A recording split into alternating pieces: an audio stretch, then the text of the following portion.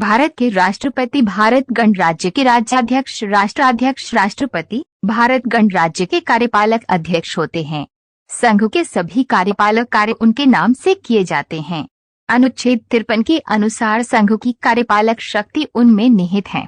वह भारतीय सशस्त्र सेनाओं का सर्वोच्च सेनानायक भी हैं।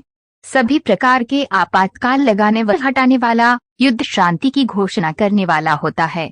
वह देश के प्रथम नागरिक है।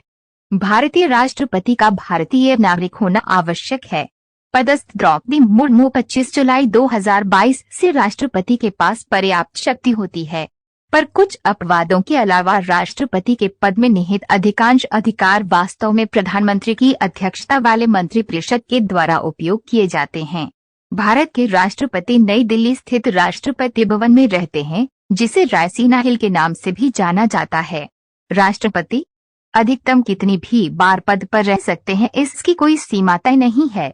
अब तक केवल पहले राष्ट्रपति राजेंद्र प्रसाद ने ही इस पद पर 2 बार अपना कार्यकाल पूरा किया है। प्रतिभा पाटिल भारत की 12वीं तथा इस पद को सुशोभित करने वाली पहली महिला राष्ट्रपति हैं। उन्होंने 25 जुलाई 2007 को पद व गोपनीयता की शपथ ली थी।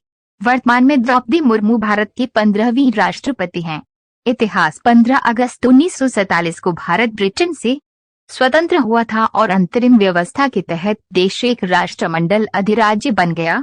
इस व्यवस्था के तहत भारत के गवर्नर जनरल को भारत के राष्ट्र प्रमुख के रूप में स्थापित किया गया, जिन्हें ब्रिटिश इंडिया में ब्रिटेन के अंतरिम राजा जॉर्ज वीआई द्वारा ब्रिटिश सरकार के बजाय भारत के प्रधानमंत्री की सलाह पर नियुक्त करना था।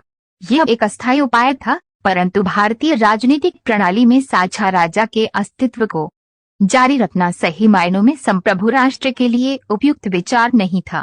आजादी से पहले भारत के आखिरी ब्रिटिश वाइसराय लॉर्ड माउंटबेटन ही भारत के पहले गवर्नर जनरल बने थे। जल्द ही उन्होंने चक्रवर्ती राजगोपालाचारी को ये पद सौंप दिया, जो भारत के इकलौते भारतीय मूल के गवर्नर जनरल बने थे। इसी बीच डॉक्टर राजेंद्र प्रसाद के नेतृत्व में संविधान सभा द्वारा 26 नवंबर 1949 को भारतीय संविधान का मसौदा तैयार हो चुका था और 26 जनवरी 1950 को औपचारिक रूप से संविधान को स्वीकार किया गया था। इस तिथि का प्रतीकात्मक महत्व था क्योंकि 26 जनवरी 1930 को भारतीय राष्ट्रीय कांग्रेस ने ब्रिटेन से पहली बार पूर्ण स्वतंत्रता को आवाज दी थी। जब संविधान लागू हुआ और डॉक्टर राजेंद्र प्रसाद ने भारत के पहले राष्ट्रपति का पद संभाला, तो उसी समय गवर्नर जनरल और राजा का पद एक निर्वाचित राष्ट्रपति द्वारा प्रतिस्थापित हो गया। इस कदम से भारत की एक राष्ट्रमंडल अधिराज्य की स्थिति समाप्त हो गया, लेकिन ये गणतंत्र राष्ट्रों के राष्ट्रमंडल का सदस्य बना रहा, क्योंकि भारत के प्रथम प्रधानमंत्री जवाहरलाल नेहरू ने तर्क किया है कि यदि कोई भी राष्ट्र ब्रिटिश सम्राट को राष्ट्रमंडल के प्रधान के रूप में स्वीकार करे, पर आवश्यक नहीं है कि वह ब्रिटिश सम्राट को अपने राष्ट्र प्रधान की मान्यता दे, उसे राष्ट्रमंडल में रहने की अनुमति दी जानी चाहिए। यह एक अत्यंत महत्वपूर्ण निर्णय था, जिसने 20वीं सदी के उत्तरार्ध में नए स्वतंत्र गणराज्य बने कई अन्य पूर्व ब्रिटिश उपनिवेशों के राष्ट्रमंडल में रहने के लिए एक मिसाल स्थापित किया। राष्ट्रपति का चुनाव भारत के राष्ट्रपति का चुनाव अनुच्छेद 55 के अनुसार आनुपातिक प्रतिनिधित्व प्रणाली के एकल संक्रमणीय मत पद्धति के द्वारा होता है। राष्ट्रपति को भारत की संसद के दोनों सदनों, लोकसभा और राज्यसभा तथा साथ ही राज्य विधायिकाओं, विधानसभाओं के निर्वाचित सदस्यों द्वारा 5 वर्ष की अवधि के लिए चुना जाता है। मत आवंटित करने के लिए एक फॉर्मूला इस्तेमाल किया गया है ताकि हर राज्य की जनसंख्या और उस राज्य से विधानसभा के सदस्यों द्वारा मत डालने की संख्या के बीच एक अनुपात रहे और राज्य विधानसभाओं के सदस्यों और राष्ट्रीय सांसदों के बीच एक समानुपात बनी रहे। अगर किसी उम्मीदवार को बहुमत प्राप्त नहीं होती है, तो एक स्थापित प्रणाली है जिससे हारने वाले उम्मीदवारों को प्रतियोगिता से हटा दिया जाता है और उनको मिले मत अन्य उम्मीदवारों को तब तक हस्तांतरित होता है जब तक किसी एक को बहुमत नहीं मिलता। राष्ट्रपति बनने के लिए आवश्यक योग्यताएं। भारत का कोई नागरिक जिसकी उम्र 35 साल या अधिक हो वह पद का उम्मीदवार हो सकता है। राष्ट्रपति पद के लिए उम्मीदवार को लोकसभा का सदस्य बनने की योग्यता होना चाहिए और सरकार के अधीन कोई लाभ का पद धारण किया हुआ नहीं होना चाहिए।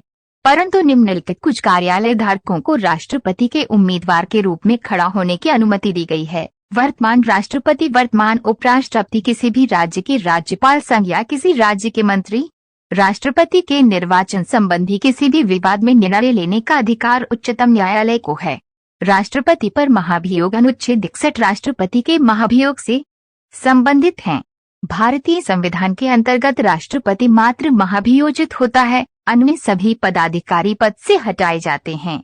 महाभियोजन एक विधायक का संबंधित कार्यवाही है, जबकि पद से हटाना एक कार्यपालिक का संबंधित कार्यवाही है। महाभियोजन एक कड़ाई से पालित किया जाने वाला औपचारिक कृत्य है जो संविधान का उल्लंघन करने पर ही होता है।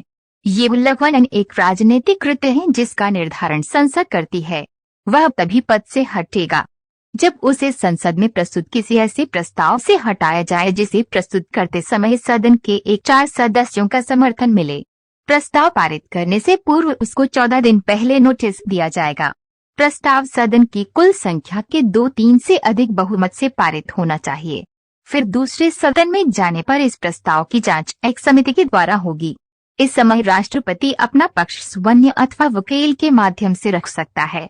दूसरा सदन भी उसे उसी 2/3 बहुमत से पारित करेगा। दूसरे सदन द्वारा प्रस्ताव पारित करने के दिन से राष्ट्रपति पद से हट जाएगा। न्यायिक शक्तियां, संविधान का 72वां अनुच्छेद राष्ट्रपति को न्यायिक शक्तियां देता है कि वह दंड का उन्मूलन, क्षमा, आहरण, परिहरण, परिवर्तन कर सकता है। क्षमादान किसी व्यक्ति को मिली संपूर्ण सजा तथा दोष सिद्धि और उत्पन्न हुई निर्योग्यताओं को समाप्त कर देना तथा उसे उस स्थिति में रख देना मानो उसने कोई अपराध किया ही नहीं था। ये लाभ पूर्णतः अथवा अंशतः मिलता है तथा सजा देने के बाद अथवा उससे पहले भी मिल सकती है। लघुकरण, दंड की प्रकृति कठोर से हटाकर नम्र कर देना, उदाहरणार्थ सश्रम कारावास को सामान्य कारावास में बदल देना। परिहार, दंड की अवधि घटा देना परंतु उसकी प्रकृति नहीं बदली जाएगी। विराम, दंड में कमी ला देना, ये विशेष आधार पर मिलती है, जैसे गर्भवती महिला की सजा में कमी लाना। प्रविलंबन, दंड प्रदान करने में विलंब करना, विशेषकर मृत्युदंड के मामलों में राष्ट्रपति की क्षमाकारी शक्तियां पूर्णतः उसकी इच्छा पर निर्भर करती हैं। उन्हें एक अधिकार के रूप में मांगा नहीं जा सकता है। ये शक्तियां कार्यपालिका प्रकृति की है तथा राष्ट्रपति इनका प्रयोग मंत्रिपरिषद की सलाह पर करेगा। न्यायालय में इनको चुनौती दी जा सकती है। इनका लक्ष्य दंड देने में हुई भूल का निराकरण करना है जो न्यायपालिका ने कर दी हो। शेर सिंह बनाम पंजाब राज्य 1983 में सुप्रीम कोर्ट ने निर्णय दिया है कि अनु 72 अनु 161 के अंतर्गत दी गई दया याचिका जितनी शीघ्रता से हो सके उतनी जल्दी निपटा दी जाए। राष्ट्रपति न्यायिक कार्यवाही तथा न्यायिक निर्णय को नहीं बदलेगा, वह केवल न्यायिक निर्णय से राहत देगा। याचिकाकर्ता को यह भी अधिकार नहीं होगा कि वह सुनवाई के लिए राष्ट्रपति के समक्ष उपस्थित हो। वीटो शक्तियां, विधायिका की किसी कार्यवाही को विधि बनने से रोकने की शक्ति वीटो शक्ति कहलाती है। संविधान राष्ट्रपति को 3 प्रकार के वीटो देता है। पूर्ण वीटो, निर्धारित प्रक्रिया से पास बिल जब राष्ट्रपति के पास आए संविधान संशोधन बिल के अतिरिक्त तो वो अपनी स्वीकृति या स्वीकृति की घोषणा कर सकता है, किंतु यदि अनु 368 संविधान संशोधन के अंतर्गत कोई बिल आए तो वह अपनी अस्वीकृति नहीं दे सकता है। यद्यपि भारत में अब तक राष्ट्रपति ने इस वीटो का प्रयोग बिना मंत्रिपरिषद की सलाह के नहीं किया है, माना जाता है कि वह ऐसा कर भी नहीं सकता। ब्रिटेन में यही 15 है जिसका अनुसरण भारत में किया गया है। निलंबनकारी वीटो, संविधान संशोधन अथवा धन बिल के अतिरिक्त राष्ट्रपति को भेजा गया कोई भी बिल वह संसद को पुनः विचार हेतु वापस भेज सकता है, किंतु संसद यदि इस बिल को पुनः पास करके भेज दे तो उसके पास सिवाय इसके कोई विकल्प नहीं है कि उस बिल को स्वीकृति दे दे। इस वीटो को वह अपने विवेकाधिकार से प्रयोग लेगा।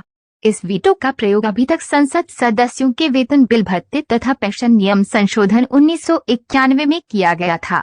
यह एक वित्तीय बिल था। राष्ट्रपति रामास्वामी वेंकटरमण ने इस वीटो का प्रयोग इस आधार पर किया कि ये बिल लोकसभा में बिना उनकी अनुमति के लाया गया था। पॉकेट वीटो, संविधान राष्ट्रपति को स्वीकृति अस्वीकृति देने के लिए कोई समय सीमा नहीं देता है। यदि राष्ट्रपति किसी बिल पर कोई निर्णय ना दे, सामान्य बिल न कि धन या संविधान संशोधन, तो माना जाएगा कि उसने अपने पॉकेट वीटो का प्रयोग किया है। ये भी उसकी विवेकाधिकार शक्ति के अंदर आता है। पेप्सो बिल 1956 तथा भारतीय डाक बिल 1984 में तत्कालीन राष्ट्रपति ज्ञानी जैल सिंह ने इस वीटो का प्रयोग किया था। राष्ट्रपति की संसदीय शक्ति, राष्ट्रपति संसद का अंग है। कोई भी बिल बिना उसकी स्वीकृति के पास नहीं हो सकता अथवा सदन में ही नहीं लाया जा सकता है।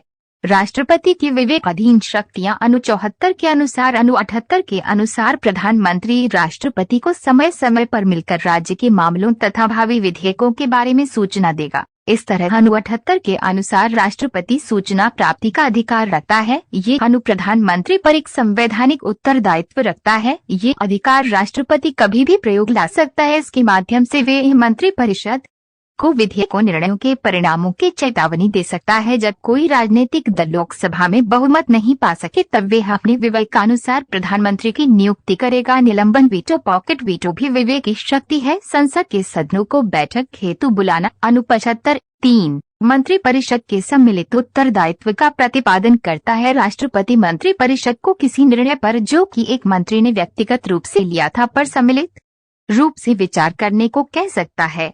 लोकसभा का विघटन यदि मंत्रिपरिषद को बहुमत प्राप्त नहीं है। संविधान के अंतर्गत राष्ट्रपति की स्थिति रामजस कपूरवाद तथा शेर सिंह वाद में निर्णय देते हुए सुप्रीम कोर्ट ने कहा कि संसदीय सरकार में वास्तविक कार्यपालिका शक्ति मंत्रिपरिषद में है। 44वें संशोधन से पूर्व अनु 74 का पाठ था कि एक मंत्रिपरिषद प्रधानमंत्री की अध्यक्षता में होगी जो कि राष्ट्रपति को सलाह सहायता देगी। इस अनुच्छेद में ये नहीं कहा गया था कि वे इस सलाह को मानने हेतु बाध्य होगा या नहीं।